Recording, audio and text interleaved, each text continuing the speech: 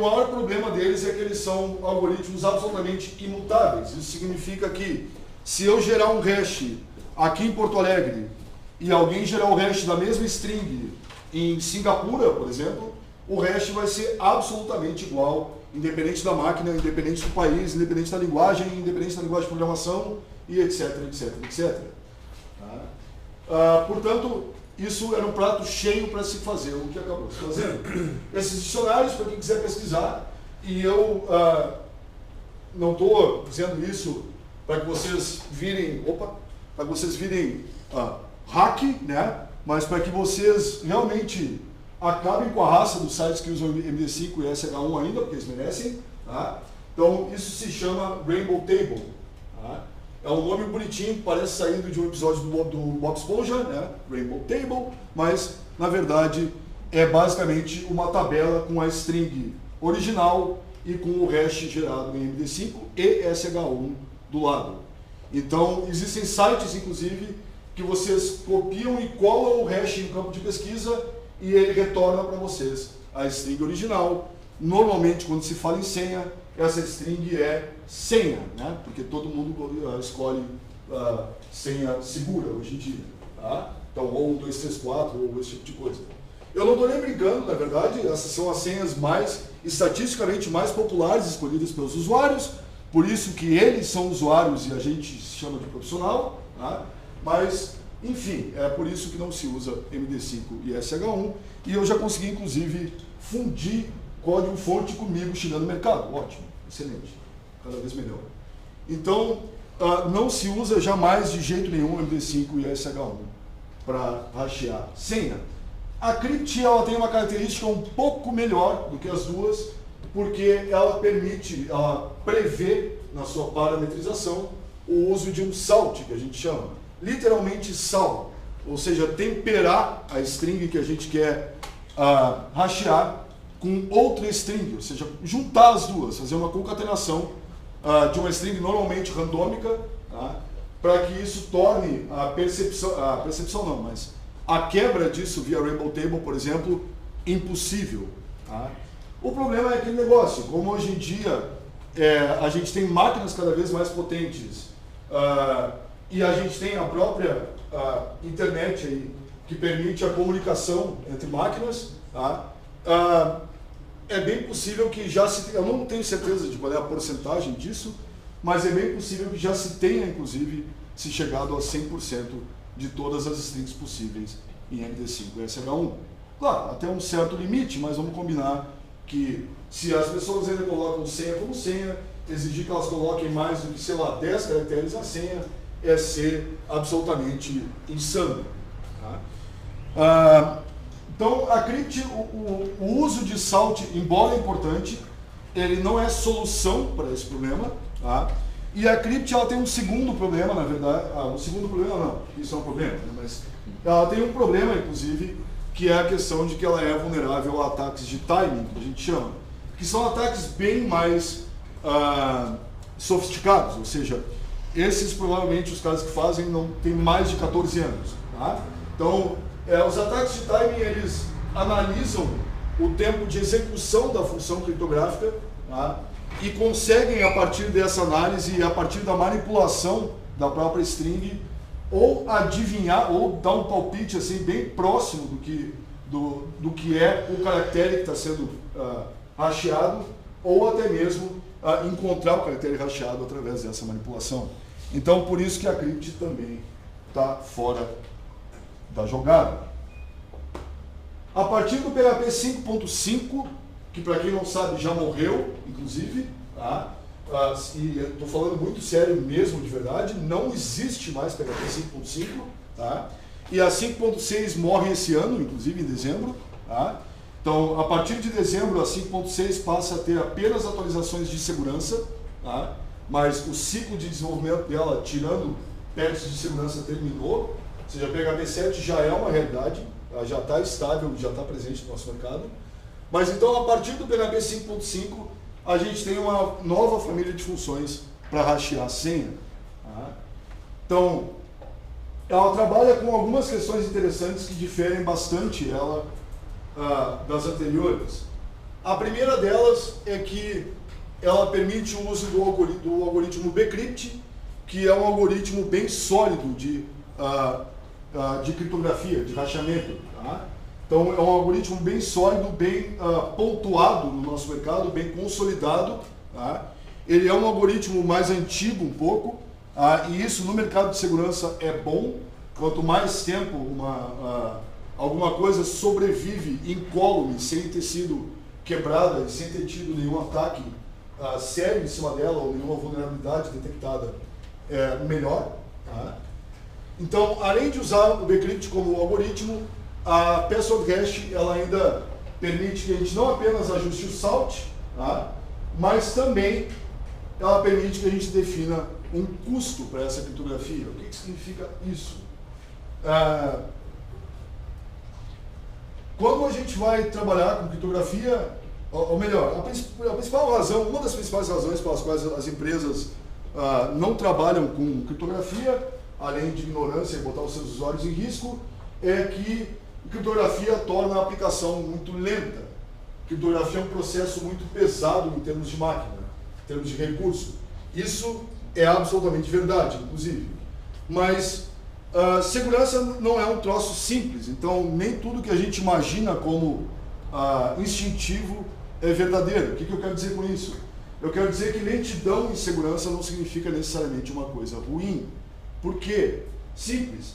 Porque quanto mais tempo o teu código levar, por exemplo, para criptografar uma senha, tá? Melhor protegido, digamos assim, você pode se considerar em termos de ataques de brute force. Se o seu código criptografa uma senha muito rápido, o cara faz um while 1 lá, faz um loop infinito, em um scriptzinho usando wget ou libcurl ou alguma coisa do gênero, tá? E faz um browserzinho para fazer brute force em cima do seu processo de autenticação, por exemplo. Tá? Então, como vocês podem ajustar esse custo para um custo maior ou para um custo menor, se vocês quiserem que o processo seja mais rápido ou mais lento, ou também se vocês quiserem poupar mais ou sacrificar mais hardware para obter mais velocidade ou menos velocidade.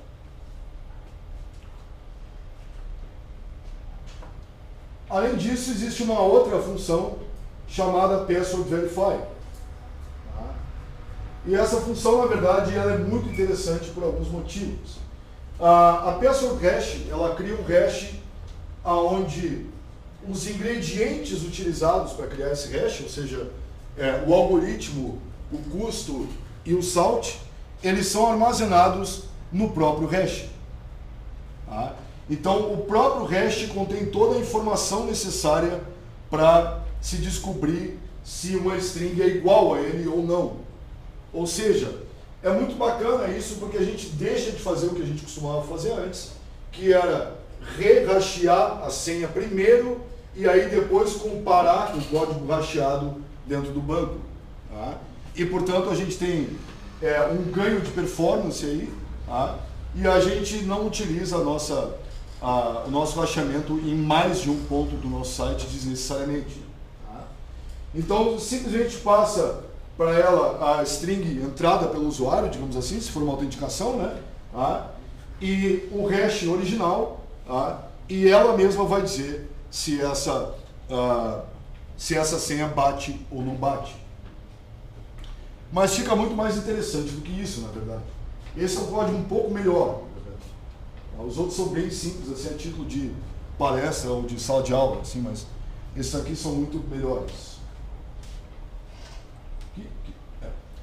Então, além de a gente poder usar a Password Verify para verificar se uma string bate com a senha hasheada originalmente, a gente pode detectar se essa senha precisa ou não ser hasheada novamente. Tá? Então, daqui a pouco vocês podem mudar o custo por um motivo, por exemplo. Ou vocês podem mudar o algoritmo por algum motivo, por exemplo. Já vamos falar sobre isso, inclusive. Tá?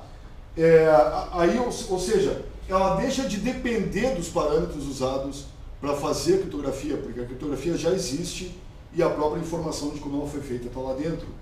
Então, ela pode testar se a senha precisa ser hasteada novamente e fazer isso automaticamente, né? Aí a gente faz isso via código, claro. Tá? Então, isso é muito interessante por alguns motivos. Um deles tem relação justamente com essa constante aqui, a password default. Tá? Hoje, a password default, por exemplo, significa a mesma coisa que a password decrypt. Ou seja, significa que decrypt é o algoritmo default utilizado pela password hash para fazer criptografia. Mas o que acontece? É aquele negócio. A decrypt ela tem resistido bravamente aos tempos e continua sendo considerada um algoritmo bom de hashamento e de criptografia. Tá? Mas, de novo, isso pode mudar amanhã. Amanhã alguém pode descobrir um rombo na decrypt absurdo, tá? Que ninguém conhecia ainda. Então, o que acontece? Simples. A própria linguagem pode tomar uma atitude e implementar um novo algoritmo como default. E, portanto, ao você poder fazer isso aqui, você automatiza, digamos assim, o uso de melhores algoritmos no hashamento da senha. Porque o seu próprio código vai cuidar disso sozinho. Então, quando você atualizar a linguagem e ela passar a utilizar outro algoritmo que ela usava anteriormente, o seu código vai detectar isso através da password need rehash e vai, portanto, hashear novamente a senha. Então, isso é muito bacana, porque tira um pouco dessa responsabilidade dos nossos ombros. Tá? Porque criptografia e hashamento são assuntos extremamente complexos. Tá? O conceito disso é absurdamente complexo, o conceito matemático em si. Tá? Então, tem muito programador que ou não entende disso, ou não sabe muito como pesquisar isso, ou não tem, por exemplo, uma fonte que diga para ele se um hash é seguro ou não. Tá? Se um algoritmo é seguro ou não. E falando sobre isso, recentemente terminou um concurso para a criação de um novo algoritmo de hash. Tá? Esse concurso, no total, ele levou 3 anos para ser concluído. Tá? E um algoritmo saiu vencedor desse concurso, um carinha chamado Argon 2. Tá? Para vocês terem uma ideia de como a linguagem vem evoluindo rapidamente, tá?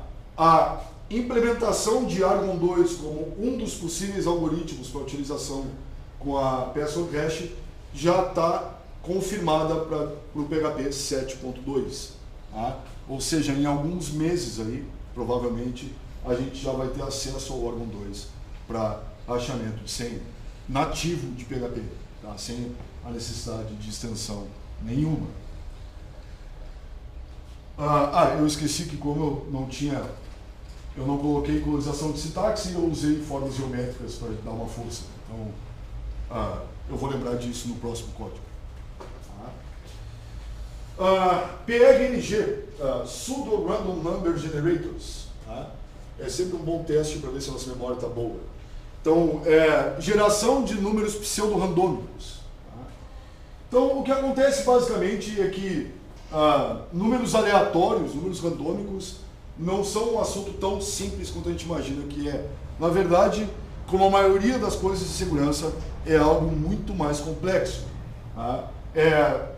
Você jogar uma moeda para cima para ver se ela vai dar cara ou coroa não é um processo randômico. Você jogar um dado em uma mesa não é um processo randômico também. Para você ter uma ideia, o site mais conhecido para se gerar número randômico, que a gente normalmente usa para fazer sorteio, inclusive, o random.org, tá? Ele usa um dos melhores métodos naturais que a gente conhece para gerar essa randomização, que são fatores atmosféricos. Tá? Então, ele lê fatores atmosféricos e usa esses fatores atmosféricos mesmo, do ar na nossa volta. E ele usa isso para gerar o que a gente chama de seed, né? A semente para o teu número randômico brotar. E nem isso é considerado verdadeiramente randômico. Na verdade, o próprio conceito de alguma coisa aleatória é tão difícil de se encontrar que quase cruza para o terreno da metafísica e do paranormal. Tá? Ou seja, o que a gente normalmente considera como aleatório não é aleatório.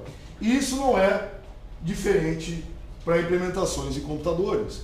Então, no começo a gente usava RAND, né, para gerar um número randômico. Então, passava o valor mínimo e o valor máximo. Gera um número randômico entre 2 e 4, só pode ser ímpar e no auditório não pode assoprar. Tá? Então, a gente usava isso e o RAND por trás usava uma biblioteca chamada... aliás, uma biblioteca não.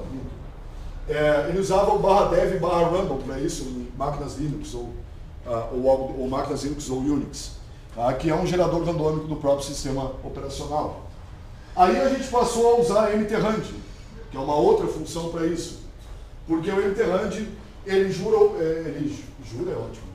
usa o /dev/urandom, que é um gerador também de máquinas Unix e Linux, que ele é melhor do que o /dev/random. E além disso, o PHP tinha um problema muito sério, que era a falta de uma implementação para randomização de strings. Então, programadores como eu, por exemplo, eram obrigados a fazer a sua própria implementação.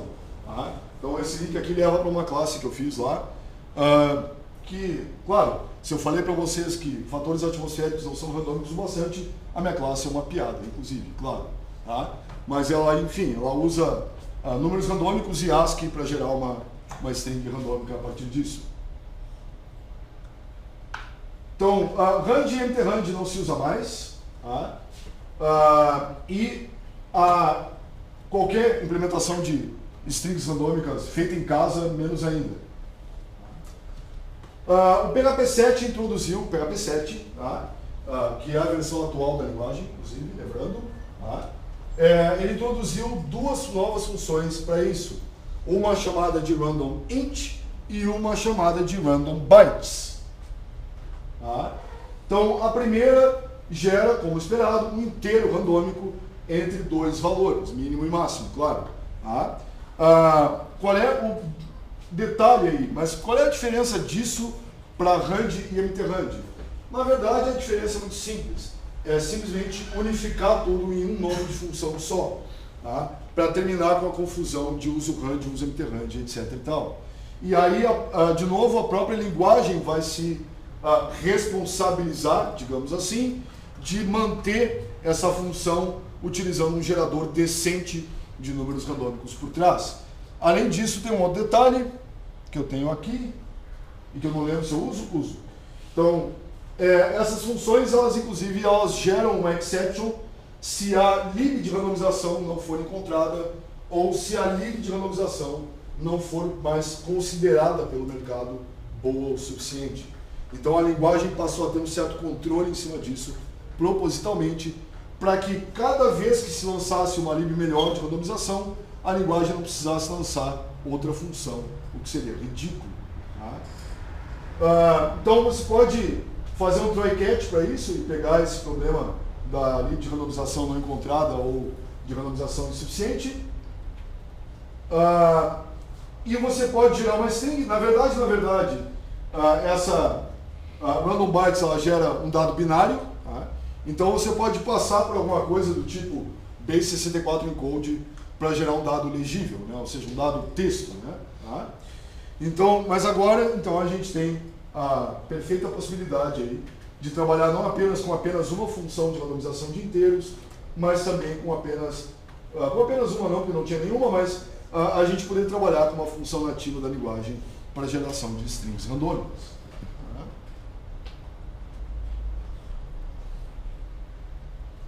Criptografia, ou criptografia de mão dupla, que a gente chama, ou seja, utilizada para dados que precisam ser lidos no seu formato original. Para quem não sabe, esses dados não são só conta bancária e número de cartão de crédito. Tá? Na verdade, são todo e qualquer dado que não pode ser lido por terceiros. Endereço físico do teu cliente, telefone do teu cliente, celular do teu cliente, nome do filho do teu cliente. Tá? São tudo informações que o teu cliente confiou a ti quando ele fez o registro na tua aplicação e, portanto, deveriam ser criptografados, porque no caso, infelizmente, não raro e, pelo contrário, muito comum de um vazamento de banco de dados, pelo menos quem tem acesso a esses dados não tem acesso a essa informação, ou seja, a informação está criptografada. Não sei se vocês sabiam disso. Eu, infelizmente, não vou me lembrar o nome do jogo agora e nem nada de muito detalhado a respeito. Eu sempre costumo dizer que quanto mais eu fico velho, mais RAM a minha memória se torna, ou seja, eu durmo, reseta, tipo, eu acordo sem lembrar nada. Tá? Então, meio amnésia, assim, tipo, tem meu nome escrito na parede do lado da minha cama, tá? Para lembrar. Então, mas teve um caso real, tá? De um jogo online aí, tá? Eu sei lá qual era, tá? Não era muito famoso, inclusive, tá? Mas aonde os caras conseguiram quebrar a base de dados desse jogo e utilizaram essa base de dados para localizar o filho de um empresário que jogava o jogo, tá? E o que aconteceu? Sequestraram a criança, tá? Porque lá tinha endereço físico, tinha mais não sei o que, tinha todas as informações que eles precisavam. Em qual colégio a criança estava matriculada e assim por diante. Tá? Então, por isso que criptografia é algo a ser muito mais utilizado do que a gente imagina. Então, antigamente a gente usava mCrypt, as funções mCrypt para isso. Tá? Eram uma das melhores opções, digamos assim, para fazer criptografia de mão dupla em PHP. Então, são funções excelentes, porém elas têm um problema seríssimo, na verdade. Deixa eu ver se eu já tenho... Então, elas têm um problema seríssimo, na realidade, que é o seguinte. A libmcrypt, que é por trás do sistema, no SO, é onde essas funções se baseiam para processar, tá? Ela hoje é considerada um projeto abandonado. Tá? Então, o repositório dela não tem mais atividade, não me lembro mais agora quantos anos, tá? E existem tickets abertos de bug para libmcrypt desde antes de 2010, para vocês terem uma ideia. Tá? Então, existe uma preocupação muito grande de mercado, porque isso é um péssimo sinal para o mercado de segurança. Então, existem algumas soluções. Tá? Uma delas é um carinha chamado Sodium, tá? Que é se eu não me engano, é algo mais ou menos recente no nosso mercado, o Sodium, tá? Mas por enquanto ele é considerado uma boa solução. Tá? PHP não tem Sodium nativo, tá? Mas existe uma extensão para PHP, uma extensão Pickle, se eu não me engano, ou seja, uma extensão em C, tá? Que ela serve para isso, ou seja, ela serve para que vocês possam utilizar a libsodium em PHP. Tá?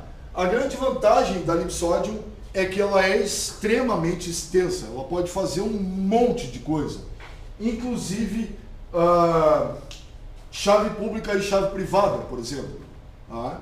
Que é algo que normalmente a gente não usa, digamos assim, em desenvolvimento, mas que pode ser necessário. Tá? Se você quiser desenvolver um webmail, por exemplo, eu sei que nós temos patrocinadores de host, por exemplo, então é possível. Então, se você quiser desenvolver um webmail, por exemplo, e quiser implementar PGP nesse webmail, tá? Ou algo do gênero. Tá? Então, ela tem uma série de funções para isso. Tá? Eu tenho uns links depois que eu vou mostrar aqui, embora sejam só links mesmo. Eu não me lembro se eu botei a URL, acho que não. Por isso, slideshare.net/ergalvão. Tá? Mas então, a libsodium ela é uma boa opção. Tá? Até esse momento não é sabido de nenhuma fraqueza ou nenhuma vulnerabilidade que ela tenha. Tá? E chegou a ser proposta a sua implementação nativa no PHP 7. Isso foi recusado. Tá? Não passou. Mas não tem problema disso não ter passado, porque na verdade, o PHP já trabalha com uma lib excelente de criptografia nativa, que é a OpenSSL. Tá? Então, ela é muito superior a mCrypt por um motivo muito simples. É um projeto tão consolidado quanto, porém ativo. Ou seja, é um projeto que não dormiu nas palhas que nem a Encrypt. Então vocês podem usar o OpenSSL com relativa tranquilidade. Ela, assim como a própria Encrypt fazia, ela já prevê a definição de um algoritmo específico para uso, no caso aqui o Blowfish, e um salt também para uso, né? E aqui é sempre bom lembrar, porque também não é uma novidade, não devia ser pelo menos, tá?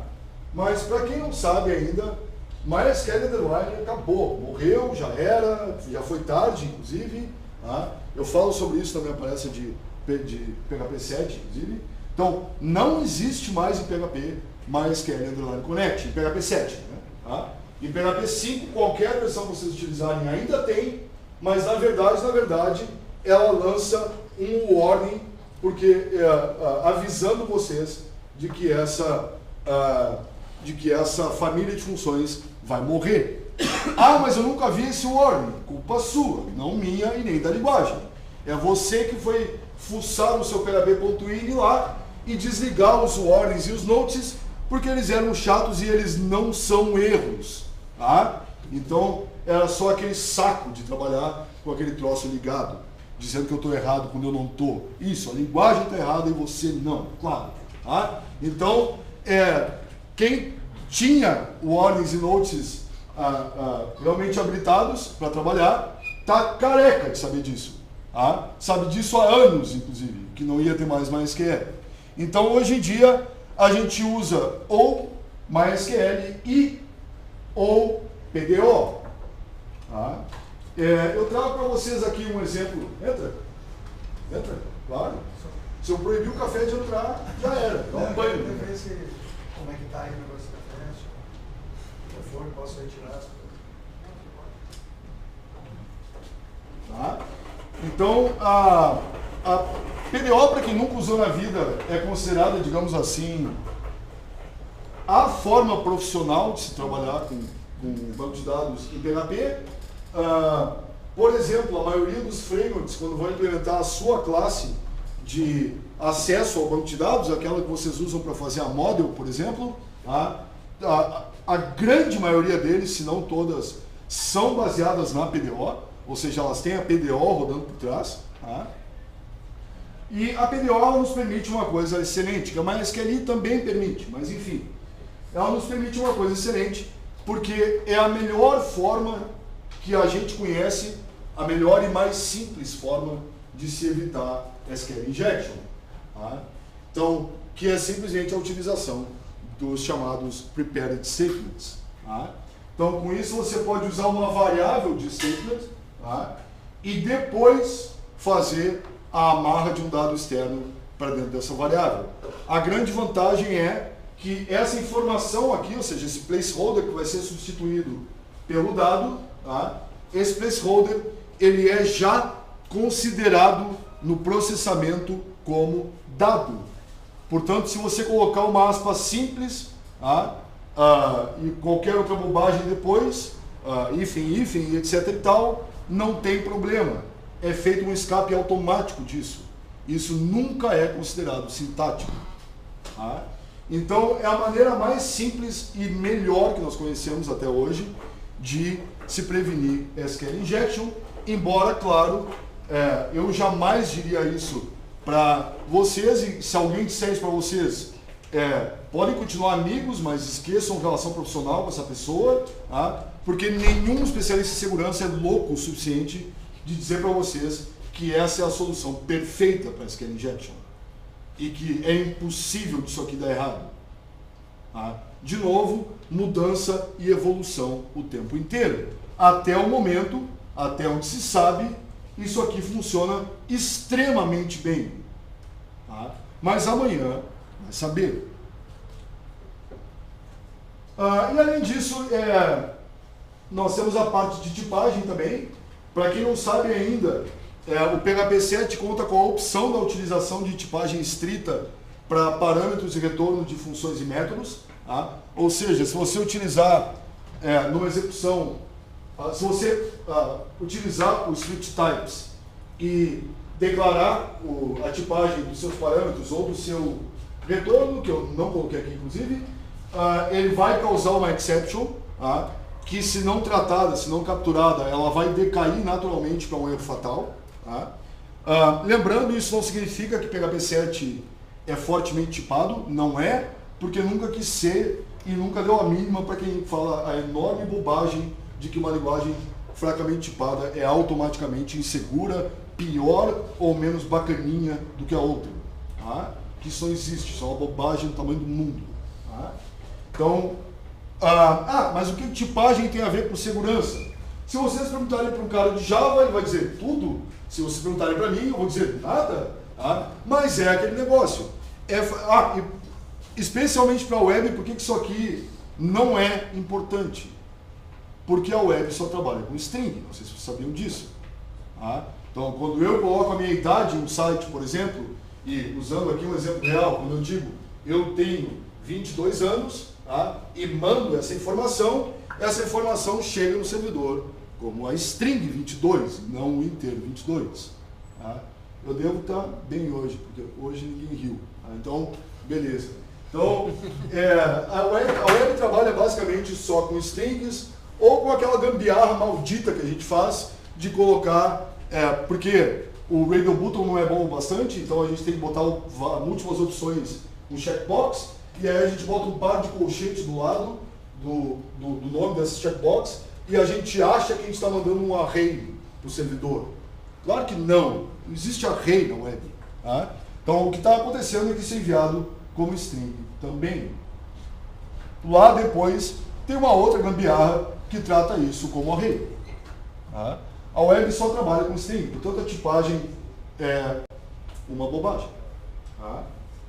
Mas ela torna o desenvolvimento mais confortável, digamos assim. Vocês têm mais segurança se vocês souberem que a função ou o método que vocês estão trabalhando vai com certeza receber um tipo ou outro, enfim. Mas é aquele negócio, nem tudo muda e nem tudo evolui. Eu adoro isso aqui. Não sei se vocês já viram esse meme de mercado. Não é meme nem meme, tá? Meme é o disco aquele, eu e meme e eu, do Lulu Santos, é meme. Então, isso é um meme de mercado feito, se eu não me engano, feito pelo pessoal da Nixcraft, onde é uma brincadeira com as capas dos livros da O'Reilly. Então, eu não falo palavrão nas minhas palestras, então eu vou fazer uma tradução Herbert Richards aqui desse livro. Então, o guia definitivo para todos os gerentes de projeto. Que diachos é segurança? Como ignorá-la e entregar o seu projeto? E é aquele negócio.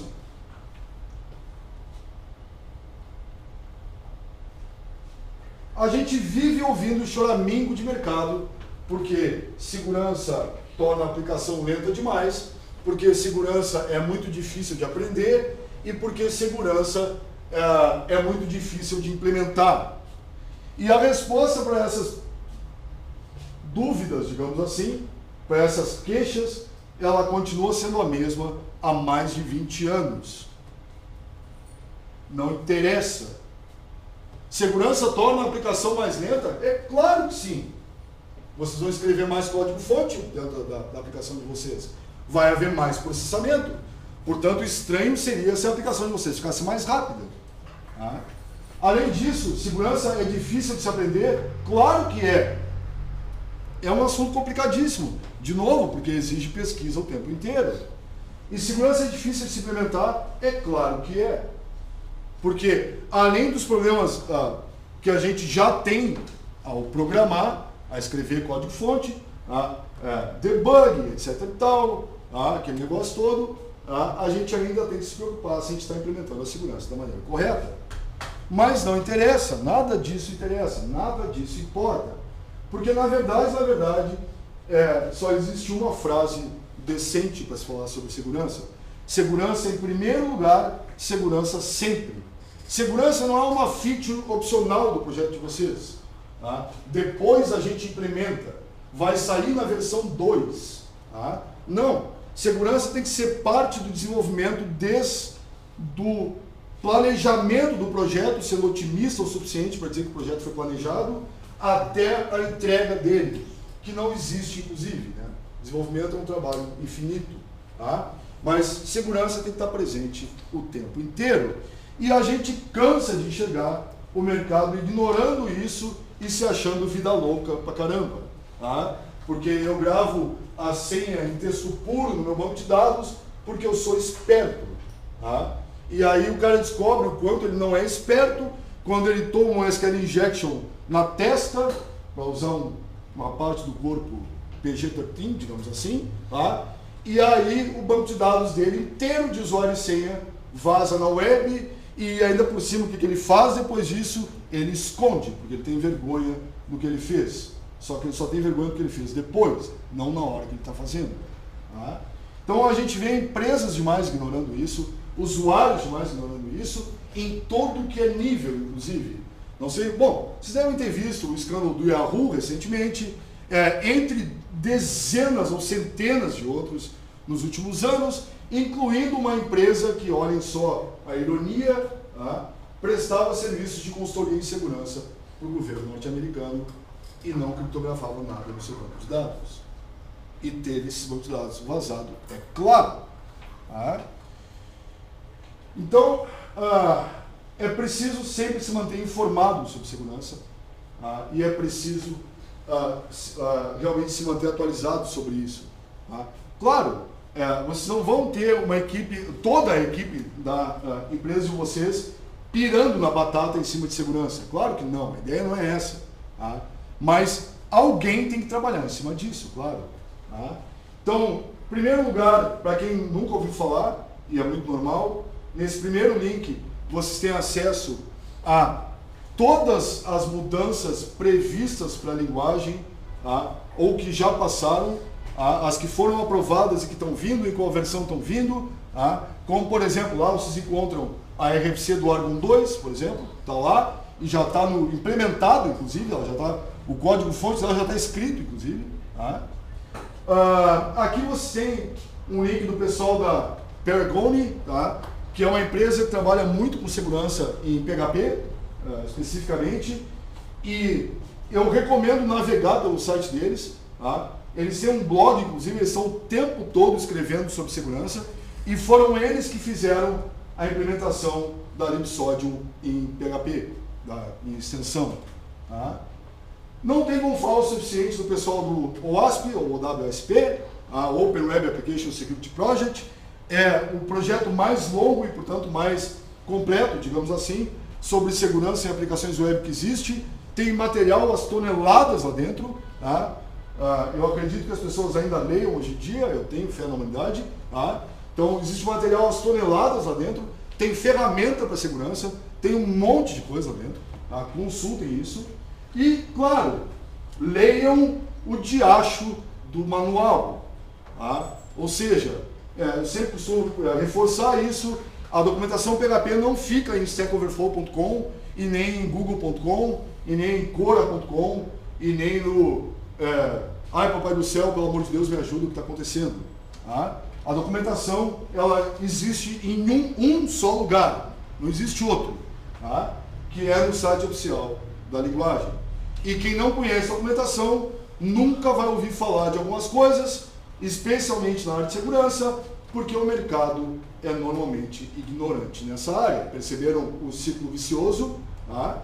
Então, o mercado não fala sobre isso, você nunca ouve falar sobre isso, e aí você não lê a documentação, só vai para o Stack Overflow lá colar mensagem de erro e ser feliz, tá? E aí você sai por aí assinando o código-fonte que um dia vai se tornar a próxima piada do nosso mercado, porque vocês estão fazendo um código que vocês acharam que era seguro e qualquer pessoa com mínimo de informação e conhecimento da documentação e do cenário de segurança sabe que não é. Tá? Então, com essas palavras de carinho, eu encerro a minha apresentação. Tá? Espero que tenham gostado, espero que eu não tenha chateado vocês. Se eu chateei, paciência. Tá? Mas são coisas que a gente precisa dizer e são coisas que a gente precisa trabalhar, porque segurança é muito importante, a gente vê o tempo inteiro isso falhando catastroficamente e as pessoas achando que está tudo bem. Tá? Inclusive com os dados de vocês mesmos, quando vocês se registram em aplicações.